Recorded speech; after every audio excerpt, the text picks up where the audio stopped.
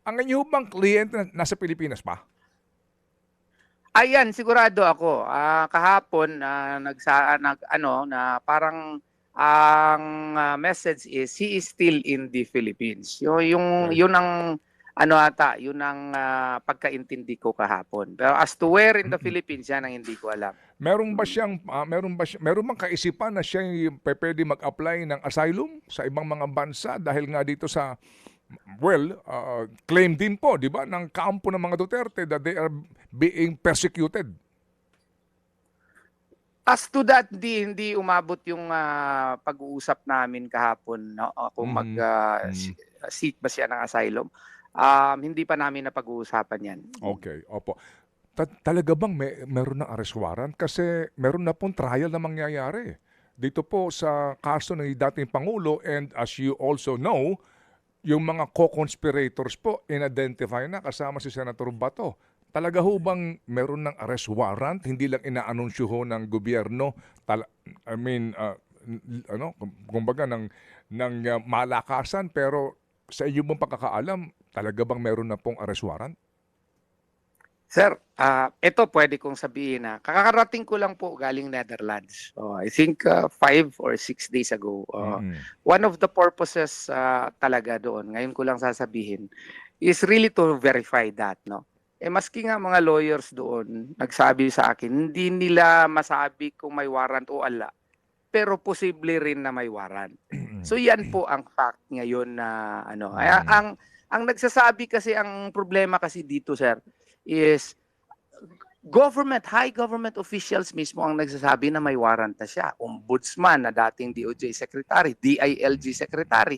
Pero ang problema, yung DFA, iba naman ang sinasabi. Ang sa Mm. kanila, they will not cooperate even if there is a warrant. Mm. Kaya nga, hindi rin nagsasabi na wala silang warrant. So, Mm.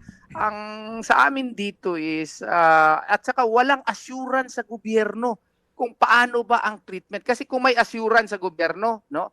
Ito, sasabihin ko, kung may assurance ng gobyerno na yung warrant kung meron man ay idaan nila through the judicial processes of the Republic of the Philippines, idaan nila sa korte. Sigurado ako, bukas kaagad mag-appear yan si Senator Bato de la Rosa. Ang problema kasi, sir, yung pronouncements ng DOJ noon at saka yung DILG na idiretso siya surrender pursuant daw to Section 17 of RA 9851, which according to our humble analysis, hindi naman ganun eh. Oo, na dapat pa rin idaan siya dito sa proseso ng ating Mm. Opo. 1987 Constitution at saka sa ating batas. Opo. Yun nga mga foreign judgments in civil cases under Rule 39, Section 48, kailangan pa ipa-confirm mo sa korte Mm. bago mo yan ipa-implementa dito. How much more an arrest warrant which will seek to curtail your liberty? Opo. It has to pass through the court Mm. processes here. Opo, Pero opo. yung declaration ng gobyerno, diretso daw siya i-surrender. Hindi naman yan na aso o pusa na kusa lang, dalhin mo kaagad, Opo. ilagay mo kaagad sa maleta or sa kanyang lalagyan at idala Mm. mo sa Mm. eroplano, dalhin sa ibang bansa. Hindi naman po Opo, pwede opo. yun. Well, Senador opo, yun opo, at opo. human being yun na may Mm. human rights. Apo, and Yun lang po.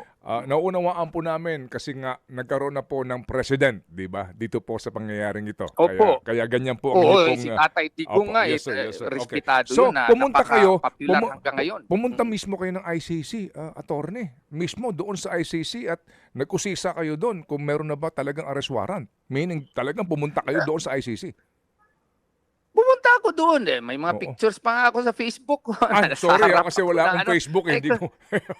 sorry. Oo. Sorry boss. Oo. Pumunta talaga ako doon na of course, Okay. hindi ko naman pwede sabihin na yun ang purpose ko yan.